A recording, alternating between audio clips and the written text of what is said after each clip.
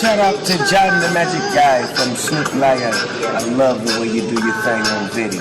Keep up the good work. You dig? My mother was a huge influence on me. She was always very supportive of the magic. She bought me my very first magic book and would sit there for weeks after I got it and watch coin tricks and card tricks galore. She loved Broadway musicals, and I used to sit and watch them with her, West Side Story and Singing in the Rain. And to this day, I love Broadway, and if I'm driving to a gig, I've got Broadway on my playlist. I'm singing at the top of my lungs. People are giving me weird looks all over the place. But she also loved baking. And so I like baking. So I'm teaching myself how to bake. And today I'm making my mom's tea biscuits with a little twist. Come on.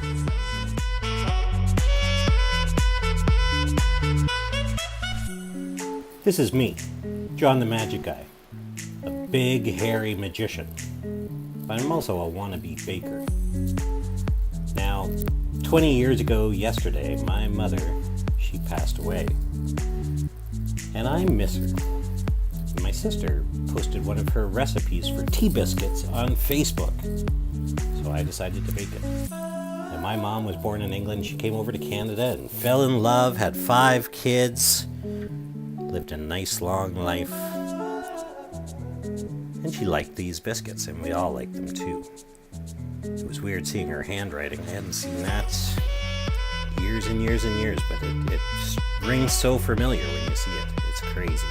And these little drawings used to be on every pad of paper in the house. She would just sit and doodle them. My sister posted this on Facebook, and I said, I'm going to make it, but I'm going to jazz it up a little bit by bacon. So take some bacon and throw it on a pan like that. Throw it in the oven at 400 for about 15 minutes. Then you get 2 cups of flour, and then 3 tablespoons of sugar, 4 teaspoons of baking powder, quarter teaspoon of salt. And you sift that all through, so it's all nice and flowy. Now her recipe called for shortening, but I didn't have any, so I substituted butter. You can go 1 for 1, and then 3/4 of a cup of milk. And you mixy. It'll start to thicken up immediately. It's a dough, don't you know? And remember that bacon from before? Well, you use your knife skills and you chop that all up and you throw it in that mess of dough. And then, because I had it in the fridge, I'm going to also add some mozzarella cheese. Her recipe says you can add cheese at this point, but I'm adding bacon as well. And you just kind of mush that all together with your hands. And according to her recipe, you can roll it out and then use a cookie cutter or a glass to cut them into biscuit shapes, or you can just grab a spoonful and throw them on a parchment paper, greased parchment paper. And I had a little bit of butter left over from what I added, so I'm just painting the tops of those, 450 degrees for 12 minutes, and oh my goodness, folks, these biscuits turned out so good. They tasted just like I remembered, but with bacon, and they're just beautiful and easy. 'Cause I'm lost. Well, if that's love, it comes at much too high a cost. I defying gravity. I made my mom's biscuits, and they were good and really, really easy. Yeah, my mom, pretty awesome lady. Strong, you know? She didn't always seem it, but she was. 5 kids. Loses her husband at a young age.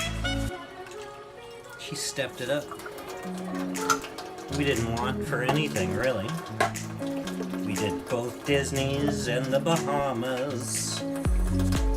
We had all the toys and clothes, and she instilled in me my love for Broadway musicals and baking stuff to She liked to do that a lot, especially around Christmas. Our teachers always got this plate full of homemade cookies, about 20 different kinds. She'd spend hours and days making these cookies. And the ones I liked we're gonna recreate around Christmas time. But like I said, my mom passed away 20 years ago yesterday. Which is a long time. But it went by in a flash for me. For a different reason. My son was 1 when my mom passed away, and my daughter was born about a year and a bit after. So the 20 years flew by for me because I was a parent and I got to see my kids grow up and we were busy, and I thought about my mom a lot. And I still do once in a while. It's been 20 years. I can't say I do it every day. But when I do, I remember stuff like those pictures in the video here. And her just sitting there smiling, and she had a great smile. She had a great smile. And she had a hard life, and she was tough and strong and got through it and made sure her kids didn't suffer for anything or want for anything. I think she had a hard life. But you know what? I don't remember her sitting around and complaining. I don't remember her bitching about things. She could be a bitch. And we were, a handful of crazy kids, each with strong personalities. And I was a shitball of a kid.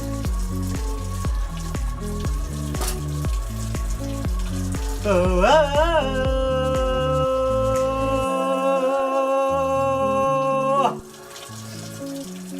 yeah, I was a shitball of a kid, and I could have been nicer. And that's, I have 2 regrets with my mother, is that I didn't make her life a bit easier while I could.